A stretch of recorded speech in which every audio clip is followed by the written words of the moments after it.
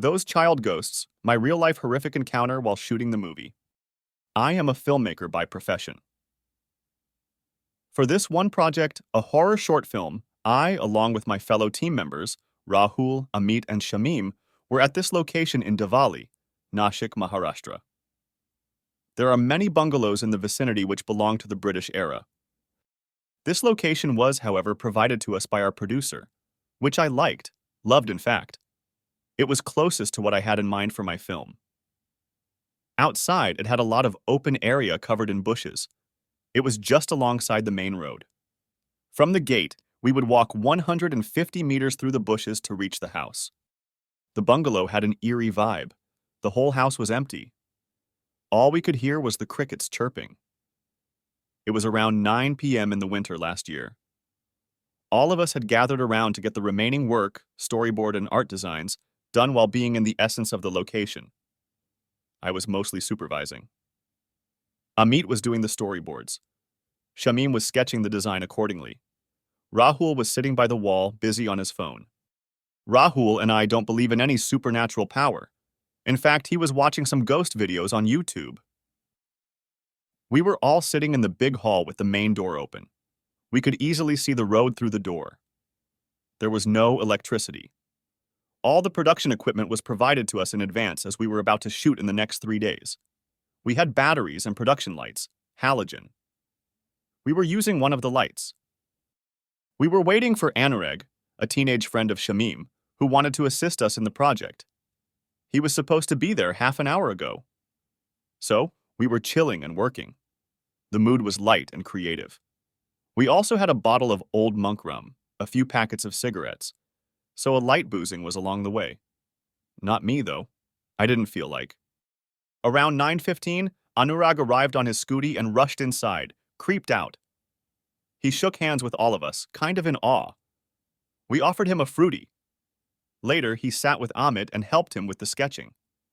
He curiously said to me, "Can I also read the script?" I smiled and handed over a copy of the script to him. "Why not?" For the next 15 minutes, he went through it thoroughly and looked up smiling. He joined Amit again. A few minutes later, he reluctantly asked, "Why did you choose this place to shoot? Couldn't you find any other place?" Me? Why, what's wrong with this place? Are you scared? He looked so, from the beginning. He told us that he had told his parents that he was going to one of his friends. They wouldn't have allowed him to come over to this place. We asked the reason. He pointed towards the side of the main gate and told us that 3 kids died there because of some accidental fire during the British rule. This house belonged to some high-ranked British officer. The kids were his children. Many people hear their voices every now and then. They hear the kids cry in pain. Many passers-by have claimed to have seen a girl child about 8-10 years old, standing on the gate crying for help. Yes, she is white, dressed in a green frock. This shook the hell out of Shamim and Amit. I and Rahul were still skeptical, but Amit panicked the most. He demanded that we leave now and look for another location. Shamim joined him. Anurag looked at the activities silently. All of us were from Mumbai.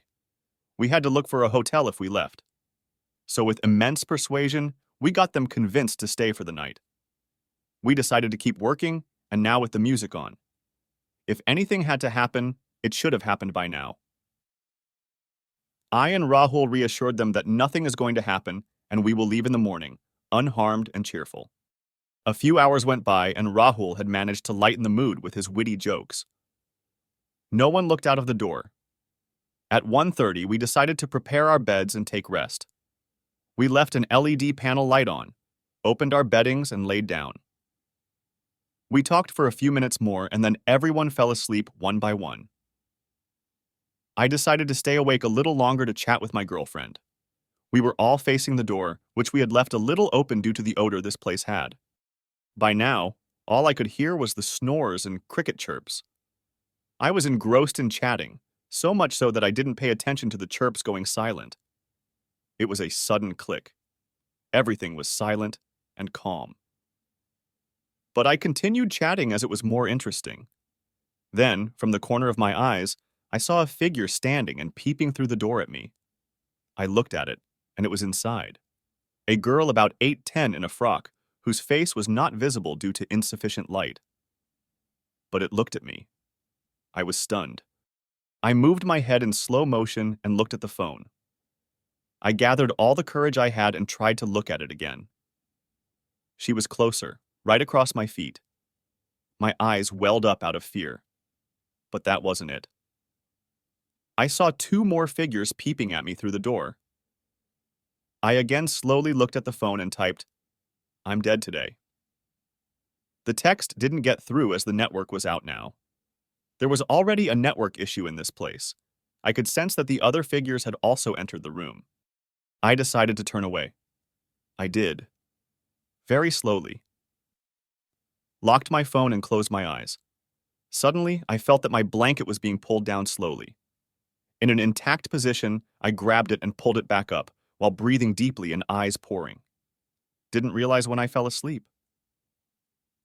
The next morning, I called my producer and told him that this place was inappropriate and the team is not comfortable shooting here. He was furious but agreed. We loaded the equipment in a rented SUV and drove off. As we drove out and got on the road, I looked back at the house. 3 children, standing in the corridor, stared at me with a disappointed look.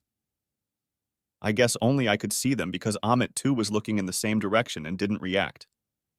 I never spoke of the experience to anyone. I saw them, but I was unharmed. I somewhere felt guilty about not being able to talk to those kids. I never knew that I could be scared too. I quit the project and swore not to work on any horror project ever.